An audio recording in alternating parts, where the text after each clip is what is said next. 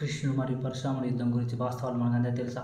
పురాణంలో కృష్ణుడు మరియు పరశురాముల మధ్య జరిగిన సాంఘిక ఆధ్యాత్మిక సంఘర్షణ మనకు తెలిసిందే. సో భాగవత పురాణం, మహాభారతం ఇతర ఇతిహాసాల్లో చర్చించబడింది. సో పరశురాముడు శ్రీ విష్ణువు మరియు 6వ అవతారం. భూదేవి మరియు జమదగ్ని మహర్షుల కుమారుడు. తన తండ్రి జమదగ్ని యొక్క హత్యకు ప్రతీకారంగా పరశురాముడు 21 సార్లు భూమిని క్షత్రియుల నుండి శుద్ధి చేశాడు. అయినప్పటికీ కృష్ణుడు పరశురాముడికి దేవత స్వరూపం అయితే వారి మధ్య ఒక సంఘర్షణ చోటు చేసుకుంది. కృష్ణుడు గురుకుల విద్యాభ్యాసం కోసం సందీపన మహర్షి ఆశ్రమంలో చేరాడు.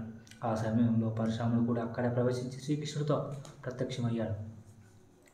ఒక సందర్భంలో కృష్ణుడు తన ధైర్యం, సత్తాను ప్రదర్శించగా పరశురాముడు అతని పరీక్ష పెట్టాలని నిర్ణయించాడు.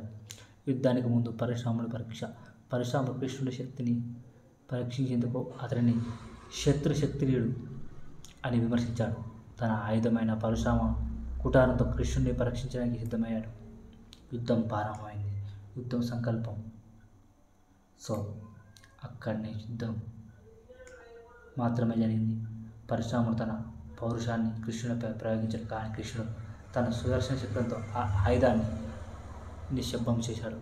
పరశురాముడు తన శక్తిని విశ్వసించడంతో తన అసలైన లక్ష్యం గుర్తు చేసుకున్నాడు. పరశురాముడు కృష్ణుడి శక్తి, దివ్యత మరియు ధర్మానికి కట్టుబడి ఉన్న నైజాన్ని గుర్తించి అతనికి ఆశీర్వాదం అందించాడు. ఈ సంఘటన తర్వాత పరశురాముడు తన కోపాన్ని విడిచి తన తపస్సుకు తిరిగి వెళ్ళాడు. ఈ సంఘటన ద్వారా ముఖ్యమైన సందేశం: ఈ ధర్మం అనేది బలానికి ఆధారం. కృష్ణుడు పరశురాముని కేవలం శారీరక యుద్ధంలో కాక నైతికంగా కూడా గెలిచాడు. ఇది పరశురాము నుండి కృష్ణుడి వరకు విష్ణువు అవతారాల మధ్య ఉన్న సంప్రదాయ బలాన్ని సూచిస్తుంది. సో ఈ కథలో యుద్ధం కేవలం శారీరకంగా కాకుండా ఒక ఆధ్యాత్మిక, ధార్మిక పరీక్షగా భావించబడుతుంది.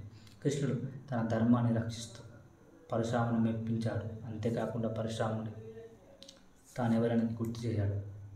ఈ కథ విష్ణుని అవతారాల్లో పరస్పర సంబంధాన్ని మరియు వారి ప్రాముఖ్యతను చాటి చెబుతుంది.